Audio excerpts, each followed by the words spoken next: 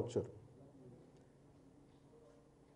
ఇది అడిగితే వచ్చేది కాదు, అది ప్రజలు ఇస్తేనే వస్తుంది.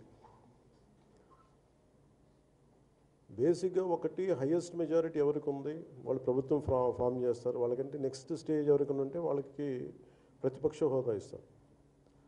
అంతేగాని గతంలో మేము ప్రభుత్వాన్ని పరిపాలించాం కాబట్టి మా ప్రతిపక్ష హోదా ఎవరికి ఇవ్వరు. కనీసం జనసేన కంటే కూడా ఒక సీట్ ఎక్కువ వచ్చినా కానీ వాళ్ళకి ప్రతిపక్ష హోదా దక్కేది. ఈరోజున ప్రభుత్వంలో సెకండ్ లార్జెస్ట్ పార్టీ జనసేన. దాన్ని ప్రజల దృష్టికి తీసుకొద్దాం. వైసీపీ నాయకులు వాళ్ళు చేస్తుంది ఏంటంటే మాకు ప్రతిపక్ష హోదా ఇస్తే తప్ప మేము అసెంబ్లీలో అడుగు పెట్టాం, లేదంటే ప్రసంగాలను అడ్డుకుంటాం అని. ఇది సరైన మెసేజ్ బయటికి వెళ్దాం. ఇది సరైన విధానం కూడా కాదు. ఇది ప్రజలందరికీ తెలియజేయాలనుకున్నాం. ఇది ప్రతిపక్ష హోదా ఏ పరిస్థితిలో వస్తుందంటే మీకు రూలింగ్ పార్టీ కంటే కూడా అత్యధికంగా ఇంకొక సీట్లు వాళ్ళకంటే మీరు వస్తే దాని తర్వాత స్థానం మీకు వస్తే ఖచ్చితంగా ప్రతిపక్ష హోదా వాళ్ళకే ఉంటుంది. 21 సీట్లు ఉన్న జనసేన, 11 సీట్లు ఉన్న వైసీపీకి ప్రతిపక్ష హోదా ఎలా వస్తుంది?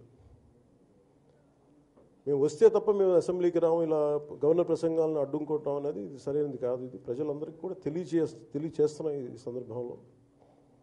అందుకని ఇది భవిష్యత్తులో కూడా మేము కోరుకునేది వైసీపీ నాయకుల్ని, మీకు ప్రతిపక్ష హోదా ఇవ్వకపోయినా ప్రజలు మీకు 11 సీట్లు ఇచ్చారు, దాన్ని గౌరవించి మీరు అసెంబ్లీకి రండి.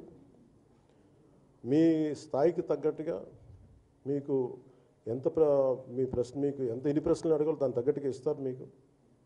ఇవన్నీ దాటి మన స్పీకర్ గారు కూడా చాలా గౌరవంగా వాళ్ళు 11 సీట్లు వచ్చినప్పటికీ కూడా చాలా గౌరవంతో ఇంతకాలం వాళ్ళకి ఇస్తూ వచ్చారు. ప్రశ్నోత్తరాల సమయంలో కూడా ఆయనకి ఇచ్చారు. గతంలో కూడా ఇవన్నీ ఆయన రావడానికి కూడా ఆయన ఎలా రావాలి, ఏం చేయాలి, దానికి కూడా చాలా ఏమాత్రం ఇబ్బంది పెట్టకుండా గతంలో కూడా చేశారు. ఫస్ట్ మీరు మనకి గవర్నమెంట్ ఫామ్ అయిన తర్వాత కూడా వీటిని దృష్టిలో పెట్టుకొని వైసీపీ కొంచెం హుందాగా వ్యవహరించాల్సిన అవసరం ఉంది. వైసీపీ నాయకులకు కూడా మీకు బాధ్యత ఉంది. గవర్నర్ గారి ప్రసంగాన్ని మీరు ఆ విధంగా మీరు ప్రశాంతంగా విని దాన్ని జరుగుతున్న సమావేశాల్లో మీరు దాని లోటుపాట్లు మీరు చెప్తే బాగుంటుంది తప్ప ఇలా కూర్చోబెట్టి అరుపులు కేకలు ఇది సమంజసంగా లేదు.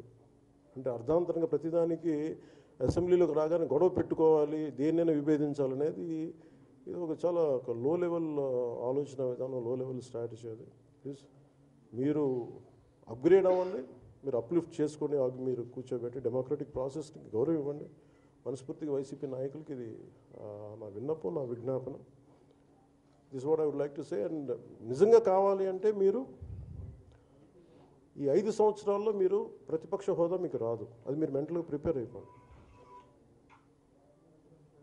11 సీట్లతోటి మీకు ప్రతిపక్ష హోదా ఇవ్వబడదు, రాదు. ఎందుకంటే ఇది చంద్రబాబు గారు, గౌరవ ముఖ్యమంత్రి చంద్రబాబు గారు డిసైడ్ చేసేది కాదు, జనసేన డిసైడ్ చేసేది కాదు. దానికి రూల్స్ ఉన్నాయి, దానికి రెగ్యులేషన్స్ ఉన్నాయి, నామ్స్ ఉన్నాయి. ఉదాహరణకి నేనే మన కేంద్ర ప్రభుత్వం ఫార్మేషన్కి మేము వెళ్ళినప్పుడు పార్లమెంటరీ లీడర్ని ఎన్నుకోవాలి మనం కూర్చున్నప్పుడు, ఎన్డీఏ పక్ష నాయకుడు ఎన్నుకోవాలనుకున్నప్పుడు నేను నాయకుల స్థాయిలో నేను కూర్చున్నాను. అదే నేను ఇక్కడ మంత్రిగా ప్రమాణ స్వీకారం చేసేటప్పటికి నన్ను ప్రధానమంత్రి గారి పక్కన నన్ను కూర్చోబెట్టలా. నేను డిప్యూటీ సీఎం అయినప్పటికీ కూడా అది మంత్రి హోదానే కాబట్టి తిరిగి నన్ను మంత్రులందరూ పక్కనే కూర్చోబెట్టారు తప్ప ప్రత్యేకంగా నన్ను అక్కడ కూర్చోబెట్టలేదు. అంటే very specific rules and regulations నడుస్తాయి. ఉదాహరణకి పొద్దున కూడా స్పీకర్ గారు ఎదురొస్తే నేను అసెంబ్లీలోకి అడుగు పెడతా ఉంటే స్పీకర్ గారు ఎదురొచ్చారు. మనకి వచ్చి ఆయన కూడా ఆయనతో పాటు రండి అని వెళ్తుంటే ముందుకు తీసుకెళ్తుంటే నాకు అనిపించింది, సార్ ఇది డిప్యూటీ సీఎంకి ప్రోటోకాల్ ఉండదు, ఓన్లీ ముఖ్యమంత్రి గారు, స్పీకర్, మనకు కౌన్సిల్లో ఉండే చైర్మన్ ఆయనే మీరు చేయాల్సింది తప్ప ఇది మేము ఉండేది కాదని చెప్పి నేనే వెళ్ళిపోయాను. ఎందుకంటే మేమే ప్రోటోకాల్స్ బ్రేక్ ఎందుకు చేయమంటే మాకు లేని ప్రోటోకాల్ మేము అడగం. అలాగే వైసీపీ నాయకత్వం కూడా గుర్తించాల్సింది, ఇది మీకు హోదా ఇవ్వబడదు. ఇది చంద్రబాబు గారు ఆప్ చేస్తేనే కాదు, ఇది ఎవరు ఆప్ చేసింది కాదు, మీకు ప్రజలు మీకు ఇవ్వలేదు. మీకు అది మీరు దృష్టిలో పెట్టుకొని మీరు ప్రవర్తించాల్సింది మనస్ఫూర్తిగా నేను వారిని కోరుకున్న, అంతేగాని వారిని ఎక్కడ అవమానం పరచాలని కానీ వారిని తగ్గించాలని కానీ లేదు. 175 సీట్లు కేవలం పాపం 11 సీట్లు ఇచ్చారు వాళ్ళకి. ఆ దృష్టిలో పెట్టుకొని ప్రవర్తించవలసిందిగా మనస్ఫూర్తిగా వారికి కోరుకుంటూ మీకు తెలియజేసుకున్నాను. Thank you.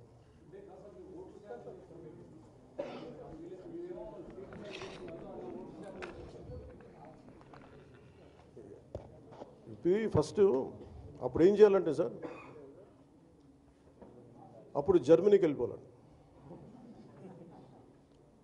ఇప్పుడు జర్మనీలో ఏంటంటేనండి, నేను జర్మనీ రిజల్ట్స్ కూడా ఏదో వచ్చినాయి చూస్తా ఉన్నాను ఎలక్షన్స్లో. 25% వచ్చిన హైయెస్ట్ పర్సంటేజ్ ఆఫ్ వచ్చిన ఓటుకి ఇన్ని ఎంపీస్, ఇంత అసెంబ్లీ స్థానాలు ఉంటాయి వాళ్ళకి. 5% మించి తక్కువ వస్తే 5% ఓట్లు మిగతా వాళ్ళు పంచుకుంటారు. మనకు అలాంటి బెనిఫిట్ మనకి లేదు కాబట్టి మన రాజ్యాంగంలో లేదు. వాళ్ళు మంకుపట్టు పడితే they are free to go to Germany. Thank you.